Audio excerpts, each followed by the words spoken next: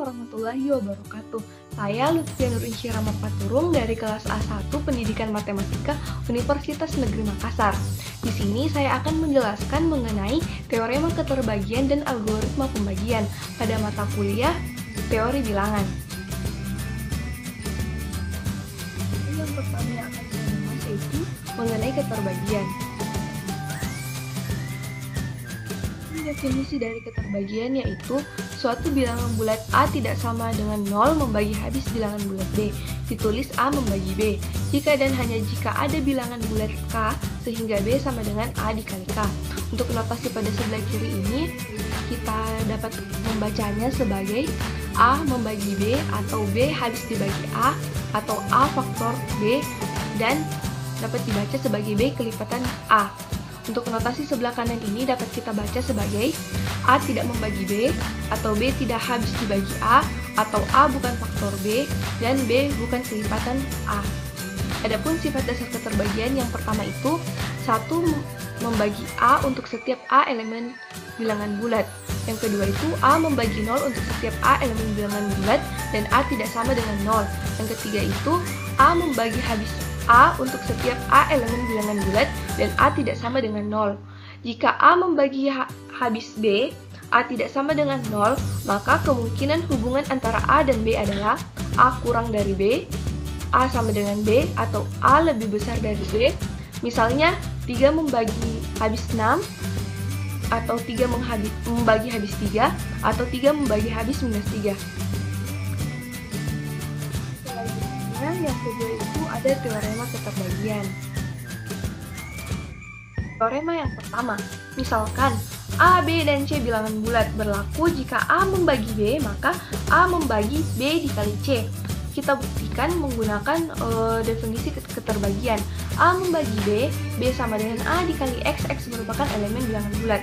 Kemudian kedua ruas kita kalikan dengan C. Jadi B dikali C sama dengan A dikali X dikali C. Kemudian kita menggunakan sifat asosiatif perkalian. Jadi B dikali C sama dengan A dalam kurung X dikali C. X merupakan elemen bilangan bulat dan C merupakan elemen bilangan bulat. Dengan menggunakan sifat tertutup, maka X dikali C merupakan elemen bilangan bulat. Jadi A membagi B dikali C itu terbukti. Contohnya 3 membagi 6, di sini kita misalkan C sama dengan 2, sehingga 3 membagi B dikali C itu 6 dikali 2 sama dengan 12. Jadi 3 membagi 12. B sama dengan A dikali X 12 sama dengan 3 dikali 4. Jadi teorema yang pertama ini terbukti. Selanjutnya untuk teorema yang kedua, misalkan A, B, dan C bilangan bulat, dan jika A membagi B dan A membagi C, maka A membagi B ditambah C. Kita buktikan menggunakan definisi keterbagian. A membagi B, B sama dengan A dikali X, X merupakan elemen bilangan bulat. A membagi C, C sama dengan A dikali Y, Y merupakan elemen bilangan bulat. Kita substitusikan nilai B sama dengan A dikali X dan nilai C sama dengan A dikali Y ke B ditambah C. Jadi B ditambah C sama dengan A dikali X ditambah A dikali Y. Kita menggunakan sifat distributif, B dikali C sama dengan A dalam kurung X ditambah Y. Kemudian X merupakan elemen bilangan bulat dan Y merupakan elemen bilangan bulat. Dengan menggunakan sifat tertutup, maka X ditambah Y merupakan elemen bilangan bulat. Jadi A membagi B ditambah C itu terbukti. Teorema yang ketiga, misalkan A, B, dan C bilangan bulat, dan jika A membagi B dan B membagi C, maka A membagi C. Definisi keterbagian. A membagi B, B sama dengan A dikali X, X merupakan elemen bilangan bulat. B membagi C, C sama dengan B dikali Y, Y merupakan elemen bilangan bulat. Jadi kita substitusi nilai B sama dengan A dikali X ke nilai C sama dengan B dikali Y. Jadi C sama dengan A dikali X dikali Y. Kemudian dengan sifat asosiatif perkalian, maka C sama dengan A dalam kurung X dikali Y. X merupakan bilangan bulat dan Y merupakan elemen bilangan bulat. Jadi dengan menggunakan sifat tertutup, maka X ditambah Y itu merupakan elemen bilangan bulat. Jadi A membagi C itu terbukti. Contohnya 3 membagi 6 dan 6 membagi 24. Sehingga 3 membagi 24 itu 24 sama dengan 3 dikali 8. Jadi teorema yang ketiga ini terbukti. Teorema yang keempat ini, misalkan A, B, dan C bilangan bulat, dan jika A membagi B dan A membagi C, maka A membagi B dikali M ditambah C dikali N untuk setiap M dan N bilangan bulat. Pembuktiannya menggunakan definisi dari keterbagian. A membagi B, B sama dengan A dikali X, X merupakan elemen bilangan bulat, A membagi C, Y merupakan elemen bilangan bulat. Kemudian kita substitusikan nilai B sama dengan A dikali X dan C sama dengan A dikali Y ke B dikali M ditambah C dikali N. B dikali M ditambah C dikali N sama dengan A dikali X dikali M ditambah A dikali Y dikali N. Kemudian kita tulis ulang menggunakan sifat distributif. B dikali M ditambah C dikali N sama dengan A dikali X dikali M ditambah N dikali Y. Kemudian X merupakan elemen bulat, Y merupakan elemen bulat, dan setiap M dan N merupakan bilangan bulat. Maka dengan sifat tertutup X dikali M ditambah N dikali Y merupakan elemen bilangan bulat. Jadi A membagi B dikali M ditambah C dikali N terbukti. Untuk contohnya kita perhatikan 3 dibagi 6 dan 3 dibagi 9. Untuk M sama dengan 2 dan N sama dengan 3. Sehingga 3 dibagi M dikali B dikali M itu 6 dikali 2 dan C dikali N itu 9 dikali 3. Jadi diperoleh 3 dibagi 12 ditambah 27. Jadi 3 dibagi 39. 39 sama dengan 3 dikali 13. Jadi teorema 4 ini terbukti. Teorema yang kelima. Misal A dan B bilangan bulat, dan jika A membagi B dan B membagi A, maka A sama dengan plus minus B. Pembuktian kita buktikan menggunakan definisi keterbagian. A membagi B, B sama dengan A dikali X, X merupakan elemen bilangan bulat. A membagi C, C sama dengan A dikali Y, Y merupakan elemen bilangan bulat. Kemudian kita substitusikan nilai A sama dengan B dikali Y ke B sama dengan A dikali X. B sama dengan B dikali Y dikali X. Kita menggunakan sifat asosiatif perkalian. B sama dengan B dikali X dikali Y. Kemudian kita kalikan kedua ruas dengan 1 per B. Diperoleh 1 sama dengan X dikali Y. Karena X, Y elemen bilangan bulat dan X dikali Y sama dengan 1, kemungkinan yang diperoleh X sama dengan minus 1 sama dengan Y, atau X sama dengan 1 sama dengan Y. Untuk X sama dengan 1 sama dengan Y, maka A sama dengan B dikali 1 atau B sama dengan A dikali 1. Maka diperoleh A sama dengan B. Untuk X sama dengan minus 1 sama dengan Y, maka A sama dengan B dikali minus 1 atau B sama dengan A dikali minus 1.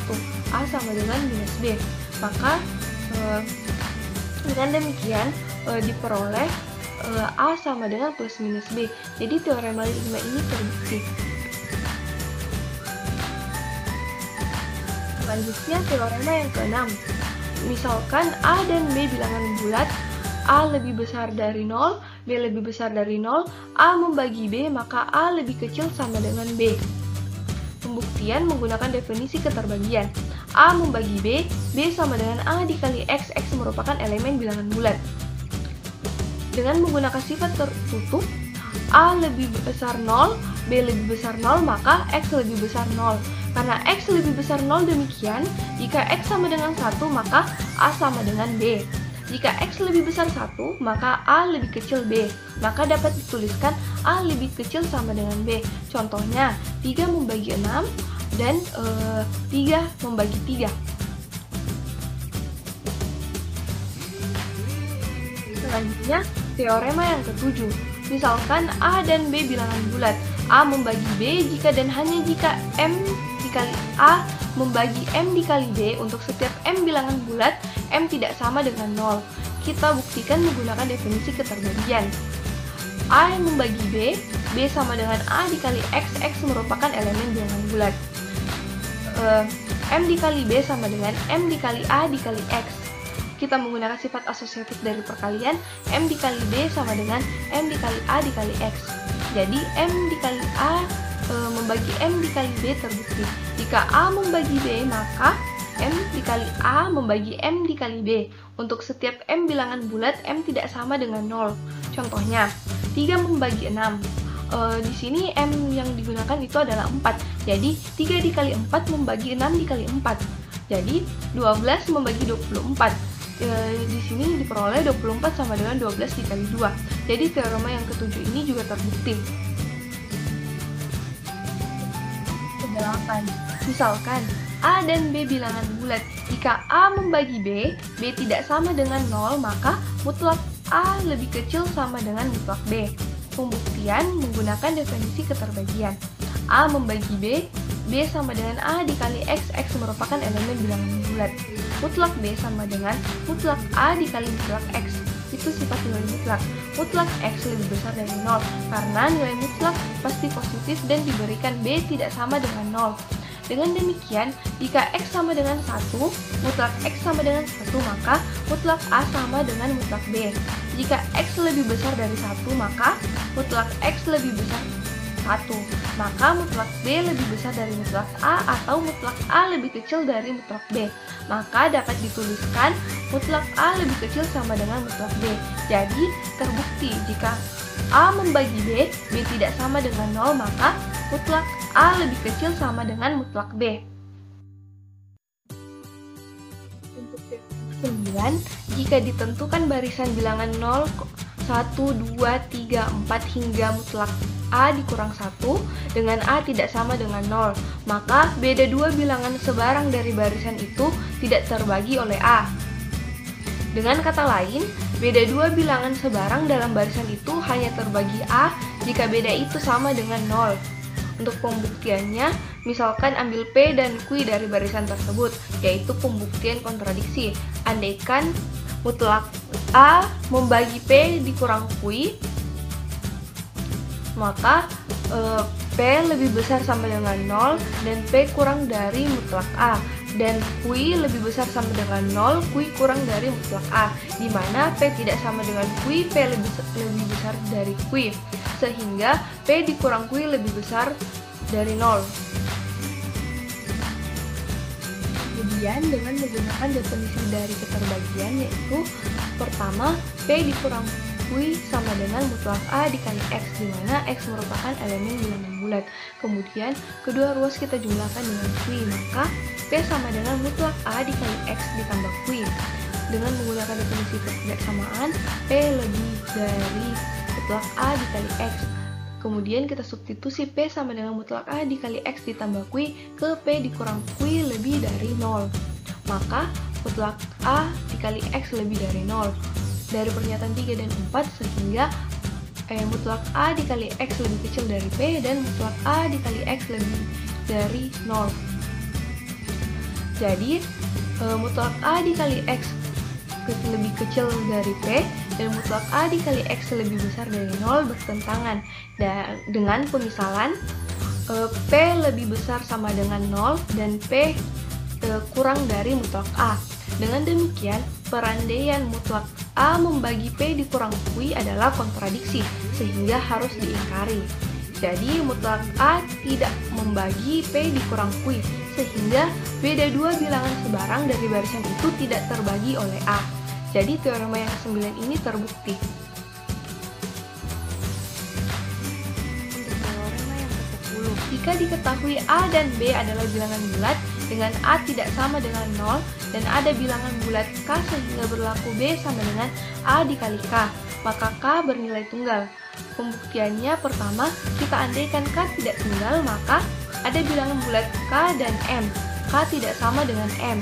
Yang kedua itu, B sama dengan A dikali K dan B sama dengan A dikali M.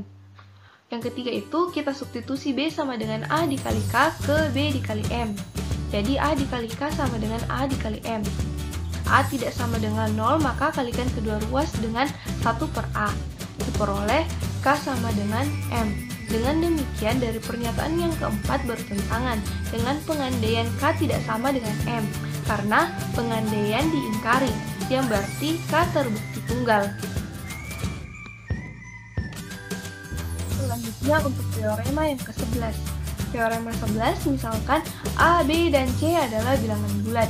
Jika A membagi B dan A membagi B ditambah C, maka A membagi C. Kita buktikan menggunakan definisi dari keterbagian.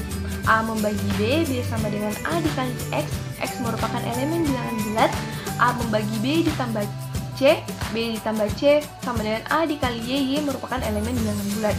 Maka kita substitusikan B sama dengan A dikali X ke B ditambah C sama dengan A dikali Y, sehingga A dikali X ditambah C sama dengan A dikali Y. Kemudian kita kurangkan kedua ruas dengan A dikali X, sehingga C sama dengan A dikali Y dikurang A dikali X. Kemudian kita menggunakan sifat distributif perkalian.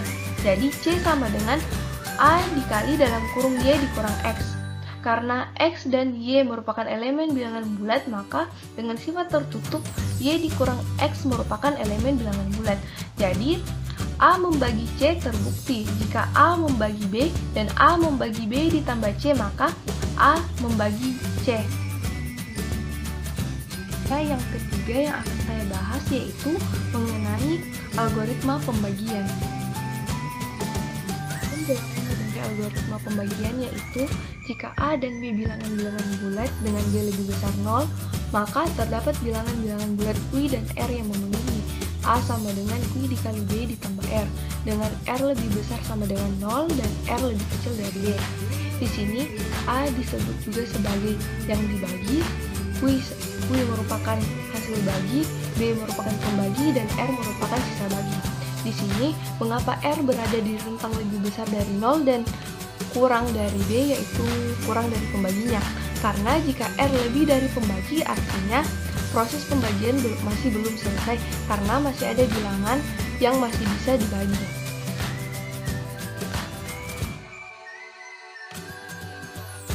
B sama dengan 2 dan A adalah sebarang bilangan bulat. Berdasarkan algoritma pembagian, maka A sama dengan 2Q ditambah R dengan R lebih besar dari 0 dan R kurang dari 2. Diperoleh nilai R sama dengan 0 dan R sama dengan 1. Untuk R sama dengan 0, maka A sama dengan 2Q ditambah 0, atau B sama dengan 2Q, dengan Q merupakan elemen bilangan bulat. Untuk R sama dengan 1, maka A sama dengan 2Q ditambah 1, atau B sama dengan 2Q ditambah 1 dengan Q elemen bilangan bulat. Dengan demikian, berdasarkan algoritma pembagian, maka setiap bilangan bulat dapat dinyatakan sebagai bilangan bulat genap atau bilangan bulat ganjil. Diberikan B sama dengan 3 dan A adalah sebarang bilangan bulat. Berdasarkan dari algoritma pembagian, maka B sama dengan 3Q ditambah R, dengan R lebih besar dari 0 dan R kurang dari 3. Di sini diperoleh nilai R yaitu 0, 1, dan 2, sehingga A dapat dinyatakan dalam bentuk A sama dengan 3Q atau A sama dengan 3Q tambah 1 dan A sama dengan 3Q ditambah 2. Contoh yang pertama yaitu diketahui N adalah bilangan bulat. Buktikan bahwa 2 membagi N berpangkat 3 dikurang N. Penyelesaiannya yaitu N merupakan elemen bilangan bulat dan nilai B sama dengan 2. Berdasarkan dari teorema pada algoritma pembagian tadi, A sama dengan QB ditambah R, dengan R lebih besar sama dengan 0 dan R kurang dari B. Maka N sama dengan 2Q ditambah R dengan R lebih besar sama dengan 0 dan R kurang dari 2. Sehingga R terdiri dari 0 dan 1. Sehingga N merupakan salah satu dari bentuk persamaan N sama dengan 2Q atau N sama dengan 2Q ditambah 1. Untuk N sama dengan 2Q, maka N berpangkat 3 dikurang N sama dengan N dikali N kuadrat dikurang 1. N kuadrat dikurang 1 memiliki bentuk yang sama dengan N ditambah 1 dikali N dikurang 1. Maka dapat kita tuliskan sebagai N dikali N ditambah 1 dikali N dikurang 1. Kemudian kita substitusikan nilai N-nya sama dengan 2Q, yaitu 2Q dikali 2Q ditambah 1 dikali 2Q dikurang 1. Kemudian kita menggunakan sifat asosiatif, kita tulis ulang menjadi 2 dikali Q dikali 2Q ditambah 1 dikali 2Q dikurang 1. Selanjutnya untuk N sama dengan 2Q ditambah 1. N berpangkat 3 dikurang N sama dengan N dikali N kuadrat dikurang 1, sama dengan N dikali N ditambah 1 dikali N dikurang 1. Kemudian kita substitusikan nilai N sama dengan 20 ditambah 1. Diperoleh 20 ditambah 1 dikali 20 ditambah 1 ditambah 1 dikali 20 ditambah 1 dikurang 1 sama dengan 20 dikali 20 ditambah 1 dikali 20 ditambah 2. Jadi terbukti bahwa N berpangkat 3 dikurang N habis dibagi dengan 2. Ya, untuk contoh yang kedua. Jika 3 membagi 48 dan 3 membagi 45, maka kita akan buktikan bahwa apakah 93 itu akan habis dibagi dengan 3. Penyelesaiannya yaitu 3 membagi 48, 48 sama dengan 3 dikali 16, 16 merupakan elemen bilangan bulat. 3 membagi 45, 45 sama dengan 3 dikali 15, 15 merupakan elemen bilangan bulat. Karena 93 sama dengan 48 ditambah 45, maka 93 sama dengan 3 dikali 16 ditambah 3 dikali 15 sama dengan 3 dikali 16 ditambah 15. Jadi 93 sama dengan 3 dikali 31. Jadi ada 31 elemen bilangan bulat dan 93 sama dengan 3 dikali 31. Sehingga terbukti bahwa 93 itu akan habis dibagi dengan 3. Sekian pemaparan materi dari saya, kurang dan lebihnya mohon dimaafkan. Wassalamualaikum warahmatullahi wabarakatuh.